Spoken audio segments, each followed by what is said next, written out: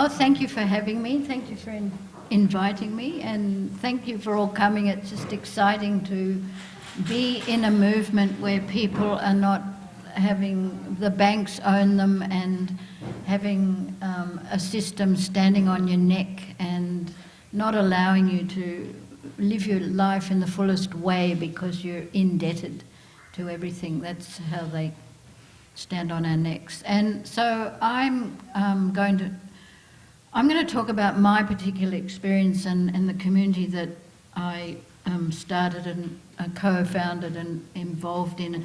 I'm not in any way saying this is the model. You know, there's many models for community, but there's some components of our model that I think are fairly universal. So I'm not saying our community style is the answer in any way. I also just want to say how heartbroken I am and acknowledge what's going on down on the south coast, the loss of houses that's going on down there, and we fully know how ongoing that tragedy is, and Aidan's outlined how that keeps going. So what I'm going to talk about is creating involvement, harmony and continuity in community. And land sharing and affordable housing and community, they're always put together, but they're actually separate systems. Because sharing land or housing does not automatically mean that it will become a bonded community.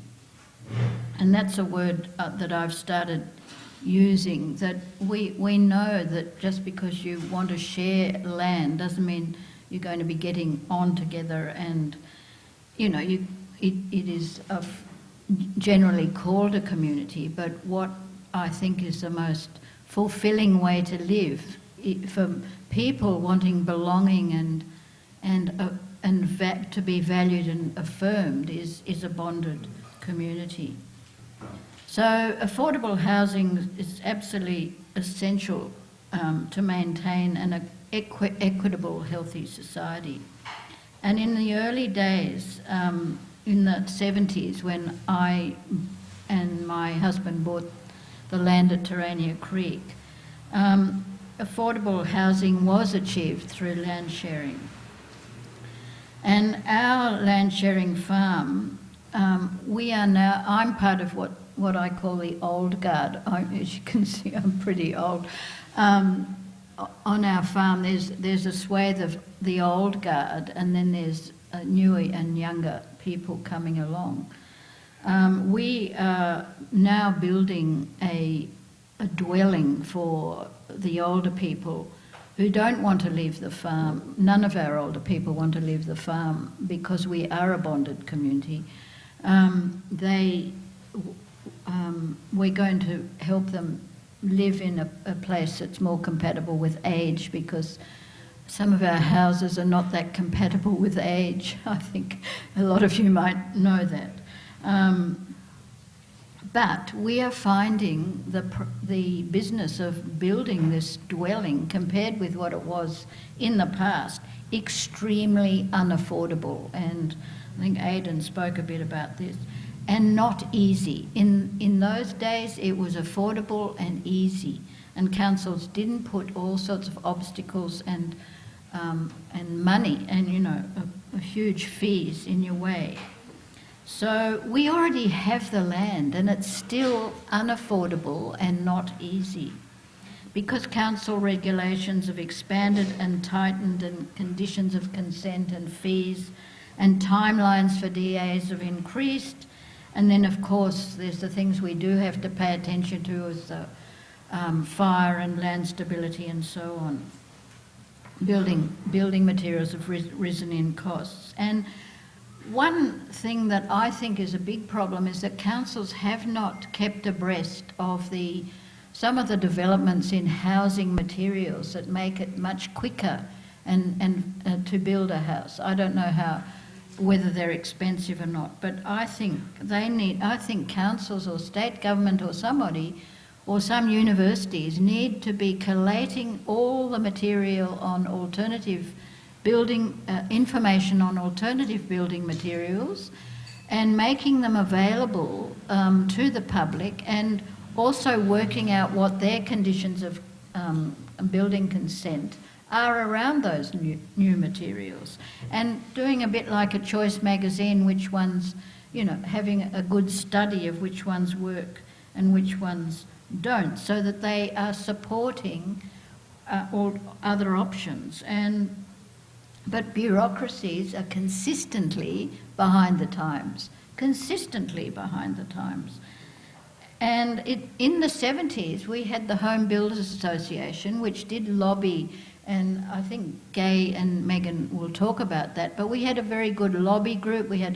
And they lobbied for using alternative materials, for getting composting toilets.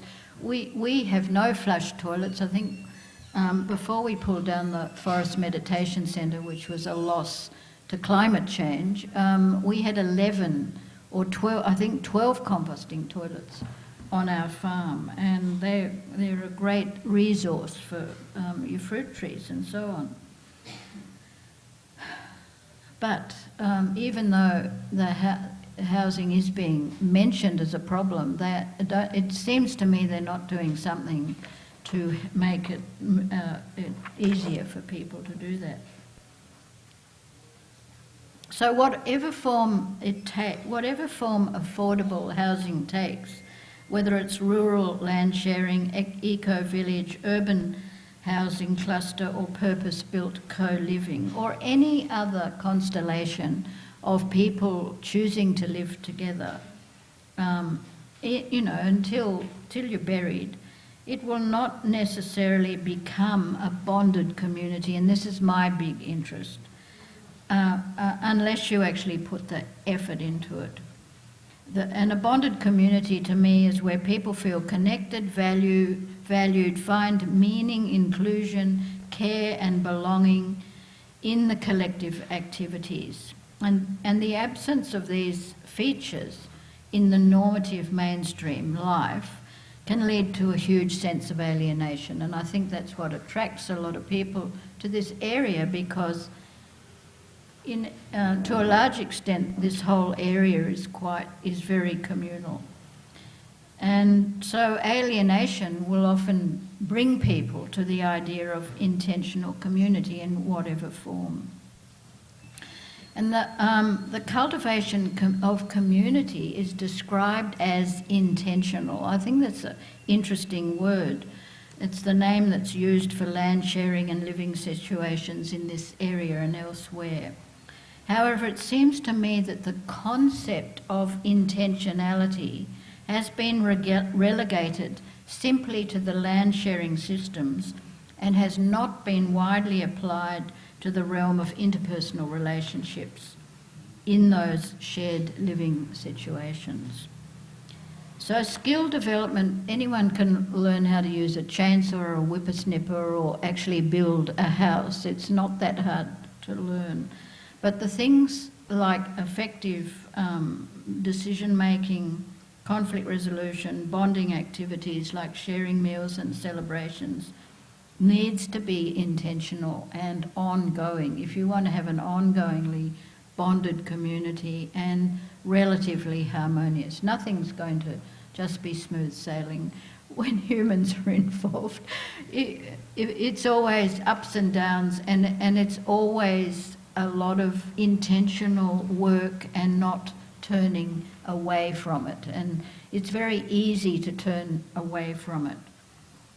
So, and that's what's happened largely. And Peter Koch had the academic at Monash University who wrote a book about community decades ago. He said they devolved into, what did he call them? Anyway, I can't think of the name, I'm sorry.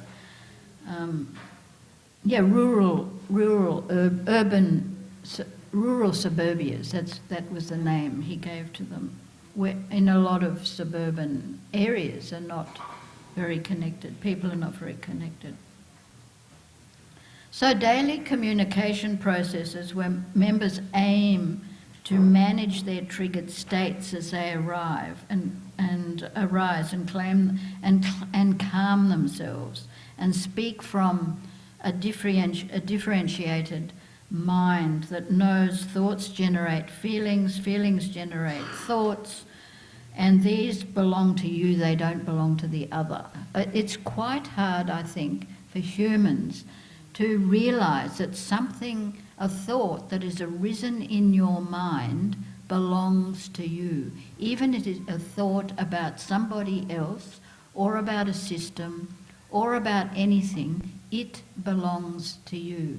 And it's incredibly important to realise that and claim it and not export that onto the other person as though it belongs to them and that you are the last word on what sort of person they are. So this is quite a high level of interpersonal, reflecting your own reflecting on yourself. And the other part of that is that we're not always going to be able to manage our triggers, so we need to have a good relationship with repair processes and be willing to engage in those repair processes when unintentionally we have a hurtful communication. So it seems to me, and I've listened to a few, conferences on the internet during COVID of people globally talking about a lot of things, and communities was one of them. And it's none of them, when I talked about the intentionality on our community of paying big attention, making an absolute priority, the interpersonal communications, people were surprised. And it sounds, I'm surprised back, because how can you think that you can live with a lot of people when most of us have come out of families that yell at each other, that stop speaking, that slam doors, that walk away? How can you think that you're going to go from that, which was my experience of a family, into a community with lots of people and not do that? You know, I'm very surprised about that. So my community began to take shape in the mid-70s, and our aim was to repair the very damaged land, grow food, live low consumption lives, sharing resources, help each other build homes and other community facilities, and eat together and work together, and not have a mortgage, that no one should have a mortgage. And to this day, you will find us 45 years when we actually started to gather the people there. You will find us in the vegetable garden on a Saturday morning, so they're there now, on this Saturday morning, working in the vegetable garden, which from a distance looks like a Pieter Bruegel painting. It is so beautiful to look down on it and to the abundance and to the people joyfully toiling in the garden and growing the food that gives us 70 to 80% of what we eat for up to 20 people.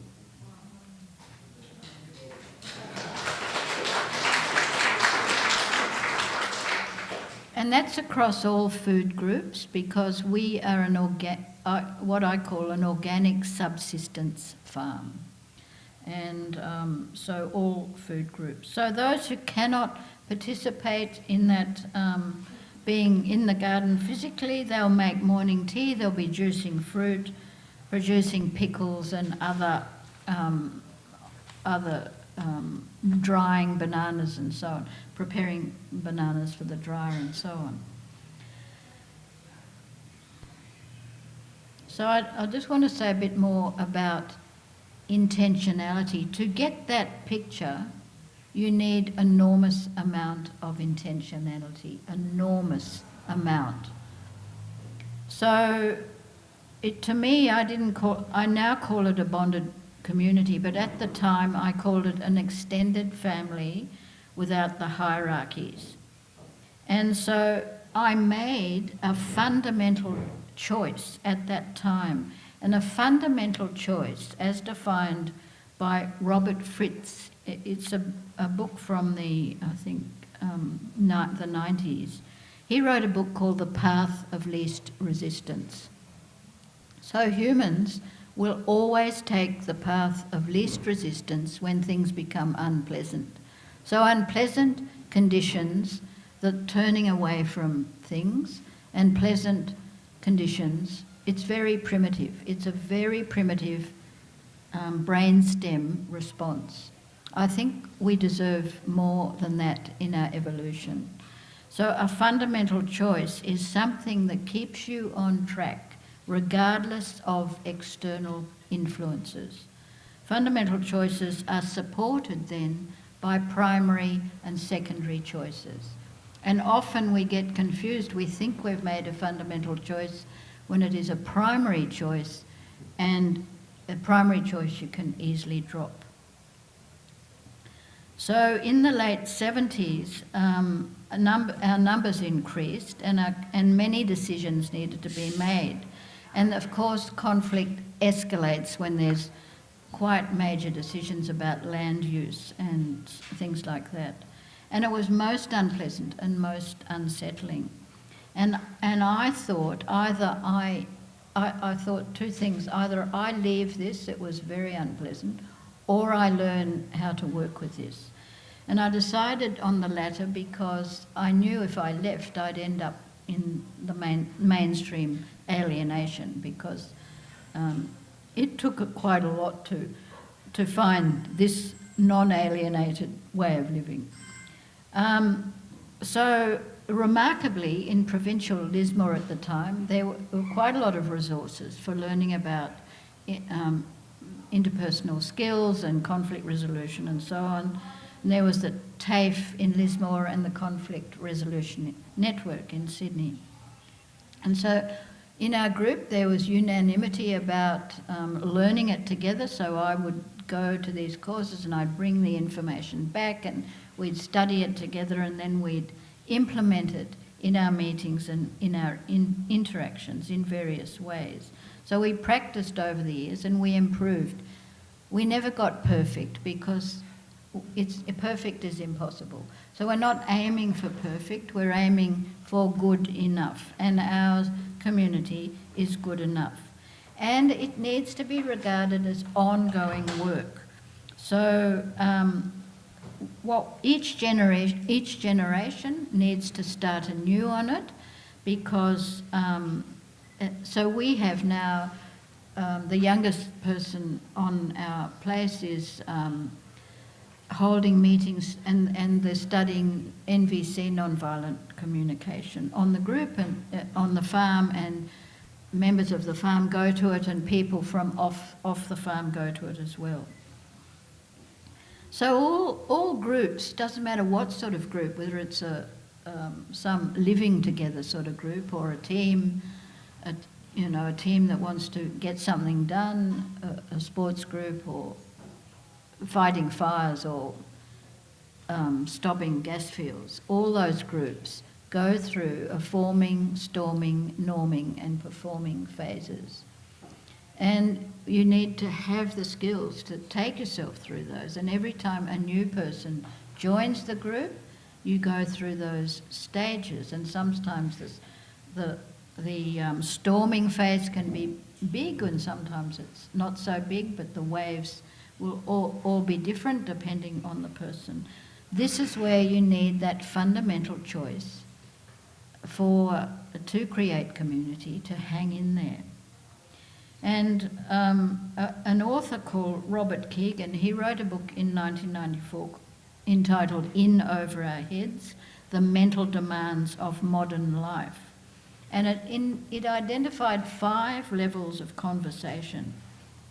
And level 5, he says, is what is required for these times. Level 5 is a way of talking about something that is not oppositional.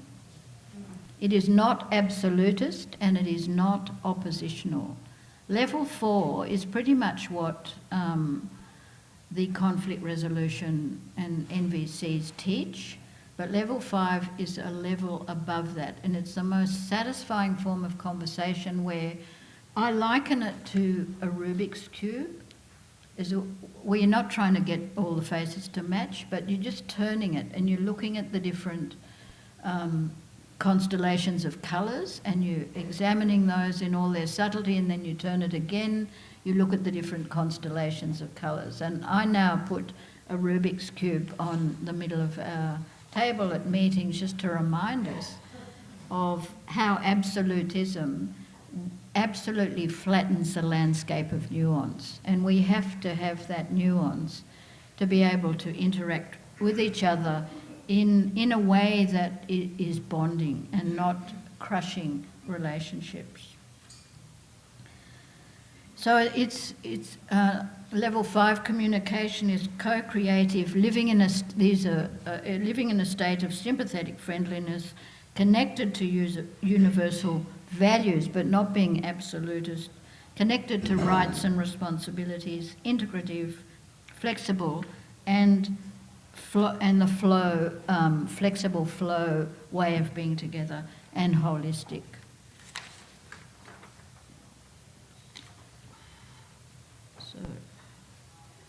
So learning communication skills is the primary choice. So you've got the fundamental choice, you want bonded community. The fundamental choice is wanting bonded community. The primary choice, which supports the fundamental choice, is communication skills. And other ways of cultivating community, as I said, activities that people enjoy doing together. And the world of other creatures is incredible inspiration to me. And I always think of the bird, the bar-tailed godwit, which sets out with its companions from, you probably know this, from southwest Alaska. And it arrives in Auckland, I get all goosebumps when I say this. It arrives in Auckland 11 days later, having flown 12,200 kilometres over the Pacific Ocean with hardly any land in sight, and it does not stop flapping its wings. And it navigates through an internal system that is a mystery to scientists. That is the degree of focus on the fundamental choice that humans need to create a bonded community.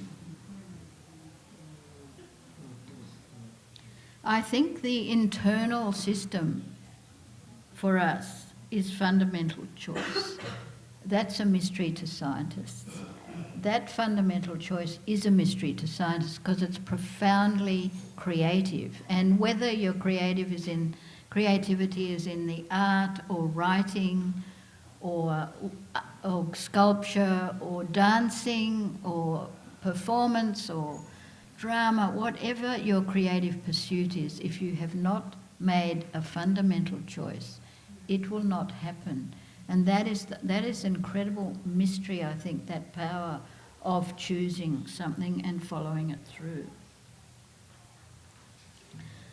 So our community is very small, and we all attend the weekly meetings and participate in decision making because we can all sit around a long table on the veranda, and those who, sorry, what am I saying? So there's no one in charge, there's no leader. However, groups of people, we run a very complex, we run a farm and a large piece of land which, all the internal systems we have to maintain, and looking after the land and caring for the a third of the land is in a conservation order so that we help, keep it weeded so that the natives can thrive and the forest can be really healthy. So various people are responsible for various activities in this giant jigsaw puzzle. And the thing is that everybody does their piece. They don't say they're going to do it and then not do it, they do it. And so that's how you get a lot of freedom, when you know that someone's taking care of some aspect of something and you don't have to worry about it, because you know that they are actually going to do it. So it is, and then if you want to have some input into an aspect that's not your aspect, then you consult that person. So it's a hierarchy of skill, not a hierarchy of position. And SBS came last year with their giant cameras and were nosing around looking for something that was suitable for a clickbait for TV, because they wanted to do something on alternative ways of living, not, lots of alternative ways of living. And they were looking for the extraordinary. And sadly, that's the system they're stuck in, because you need clickbait to get ratings and so on. I totally understand that they were stuck in a system and a box. And however, what I really and they absolutely grilled the young people. They wouldn't talk to the old people. They grilled the young people, who is your leader? And it was good that they asked the young people, because young people are very, very sensitive to someone that's trying to control them. Aren't you? Yes. And the young people said, there isn't anyone trying to control us. But what I realised after they left, I knew that they wouldn't be using, because what's clickbait about a chook yard or a functioning vegetable garden? I don't know what they thought they were going to find, but the fact that we have run this place for all those years, that we produce all this food, that is what's extraordinary. And that is not a visual that you can put on national TV. So it really struck me what an extraordinary thing it is, that if you have a fundamental choice, this is what you can create something like this. So ours is an MO. There's no freehold title to the land or the house situated on it. And the members are directors of the Co-operative Limited, and we grant those, as members and directors, we grant de facto ownership to the house. So you can sell your house, but it can only be to an incoming member. And membership depends on the applicant's commitment to contributing to the management of the land, the infrastructure, the food growing, as well as commitment to cultivating peaceful relationships. And it's like a form of, I haven't got quite a word for it, but someone might provide such a word. I call it reverse income, because together our industriousness in raising the food and maintaining our own systems means that we have an incredible low cost of living. The cost of what it costs to live there per week is very, very low, and it has been for a long time. So we need people who come there to commit to that. Otherwise, if you don't want to do that, there's plenty of other places to go to, and that is why it's good that we have a diversity of places, so people can find the place that is their cup of tea. And there's a range of activities you can choose from, so you can do what fits your skill set and your inclination. So in the vegetable garden, for example, people grow the crops that they feel connected to.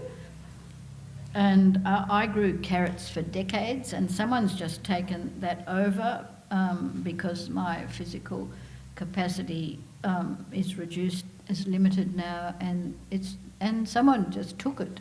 And I went like that, and then I thought, no, what a relief. Yeah, I didn't have to, and then I said, shall I tell you, what I know about it? And he said yes, and yeah, and now he's doing it, and he's raised, it's very hard to raise carrots. They initiated carrots in Iran, and then they were little thin things, and then they made them into big juicy things. They do not like the wet, so he's managed to grow the carrots. in a book called Alienation and Charisma. It was written in the 1980s. It was a study of communal living by Benjamin Zablocki and a bunch of scientists. And it's suggested in that book that charisma can reside in a leader, and many communities flourish because they have a charismatic leader, and that leader is not if it's not an oppressive leader, those communities will flourish. But it also, charisma can also be a quality of the community itself. And that's something to reflect upon if you have made a fundamental choice to cultivate community. Charisma is like a strange attractor. That's a word used in chaos theory. A strange attractor, so they have attractors and strange attractors. Attractors in chaos theory are predictable. Strange attractors are unpredictable. So there's also a quality that you need of that people had to really come to terms with in the big community that happened over getting the gas company out of the Northern Rivers, and that big gas field free campaign that culminated in the Bentley camp, which was a massive community of people. And that you have to have a tolerance for things not going in a linear direction from here to here. And it's a tolerance of that chaos that happens in between this point and that point. And any people who couldn't tolerate that, one of my jobs was to talk to them and say, well, maybe this is not the sort of community that is the best place for you, because it's not that healthy to be that stressed about it. So Bentley, the Bentley camp was a flexible flow, strange attractor, and the police kept saying it was the best place to bring people back to after they'd taken them away, because it was a village and it was a community, it was caring, it was supportive, and there was something meaningful to do. And that, in a way, is, and that was a short-term community. A longer term, but even in a short-term community, under those incredibly stressful conditions, that's what happened. That was a most powerful experience for the people who were in that camp. It was charismatic in that way, the community itself there. So in these times of environmental, massive upheaval we've got environmentally and geopolitically, we can't know what's going to happen climate-wise and politically and so on. And a few contemporary thinkers that I find very helpful have said that cultivating supportive community in whatever form you do it, whether it's a collective of art, artists sharing a studio, whatever form it comes in, is something that will be a buffer in the face of future difficulties. And we know what a buffer when the floods happened in Lismore, the community that formed there and responded to that flood. And when I went when I could get off the farm, when the roads, when I could get into town, and I started to volunteer with some of the groups there, with some of the groups there. There was a social worker there who told me her job was, she was a social worker who went around to all different disasters when they happened all over Australia. And she said to me, this is the best disaster I've ever been to, because of the level of community that you have here. And there were all these little hubs, helping people, feeding people, getting food out to people who were trapped and so on. And then think of Nimbin during the fires, how people came together here and so on. So this capacity that we have for flexible flow relationships, that's how Bentley was. That's how there was a cafe there called Trees Not Bombs. It was completely flexible flow. Obviously someone was making sure the food came in, very hidden in the background, but people came and they helped there, and it just was a flexible flow situation. Bentley was that, self-organising, consultative, supportive, innovative, resourceful, participative, caring, relational, inclusive, co-creative, enlivening. That's the charisma of community, ungraspable and potent. And that's the community that I live in as well. So thank you.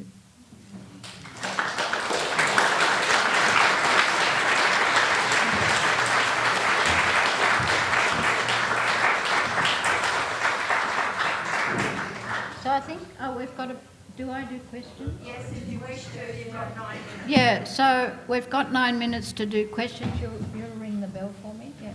All right, if anyone has any questions.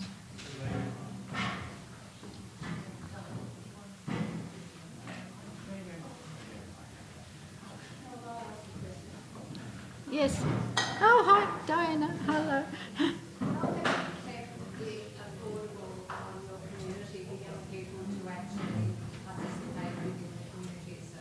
Yes, that.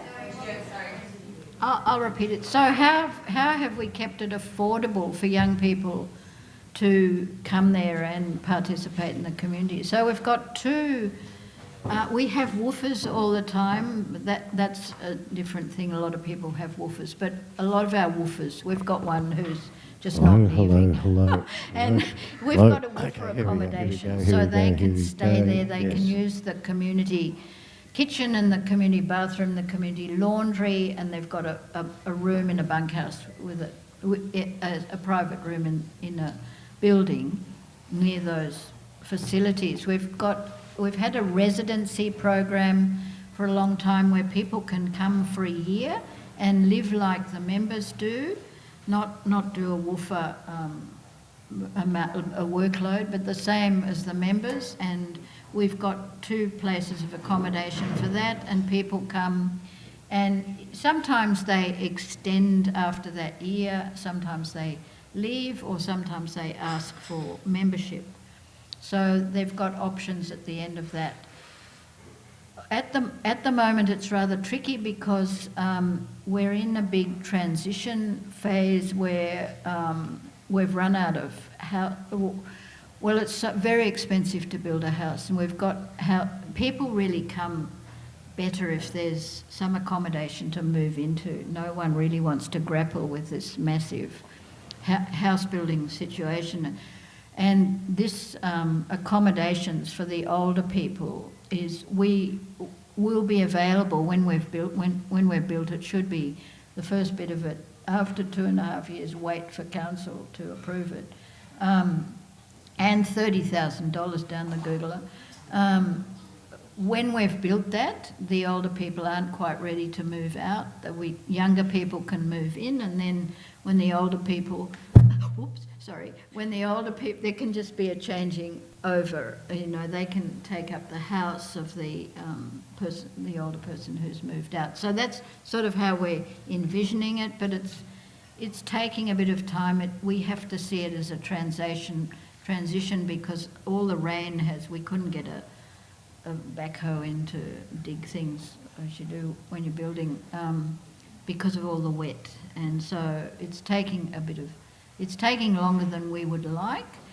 And the other thing is that because people built fairly big houses or had using recycled material mostly, some of them have built granny flat type accommodations, so people can come and rent those, rent people's granny flats on the farm. That's another way that young people can come in. Yeah. Yes. A lot of my young guys places. Sorry? Often, Yeah. quite often the price paid is in the several hundred thousands of dollars, even over $1 million on a multiple occupancy. I think you said that your members can sell their house to an incoming member. Yep. Do you find any abusive house prices that are impossible for the incoming members to meet? No. So our houses aren't worth $1 million to start with. We wouldn't be selling. We trust. I mean, we don't interfere with what the price people put on them, but they're very, they're way under $1 million. Like you probably, the highest would be 200,000. If some of the more well kept places and the ones that were built by builders, because we build a lot of our own houses. So there's a range of quality of houses there. But when we bought the land, my husband and me bought the land, we went away overseas for 2.5 years to earn the money to pay for it. And the idea was to consistently have low-cost housing. So the buy-in to our farm is only $25,000. But the thing about our place is that it is not everyone's cup of tea, because you're buying into committing yourself to farming. And slowly, we don't go out seeking anybody, but slowly, the right people come along. And that's how we've always lived for over, the 48 years or whatever that there's been some sort of community there. We have just waited till the right people come along, and they do. And we don't put it out anywhere that we need people, that they come along, and we have lived like that. And so the right people will come along. Yeah. But definitely no, our houses are not going to ever be, because the people who come there believe in what we believe in, to live like that, to live the way we do. You're not needing to be a millionaire. You don't need to be a millionaire because there's some inherently satisfying thing about living that way. Yeah. Yes. Yeah. Where does a person who wants to put a house on a corner of someone's paddock find who has a spare corner of a paddock? Oh. That's a risky thing, putting a house on the...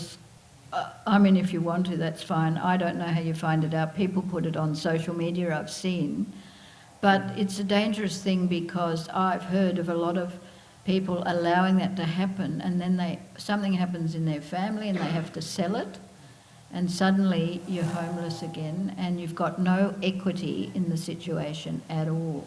So I think you have to listen to some of these other speakers here about other options that are not as precarious as just getting, building on the corner of someone's paddock. Yeah, okay.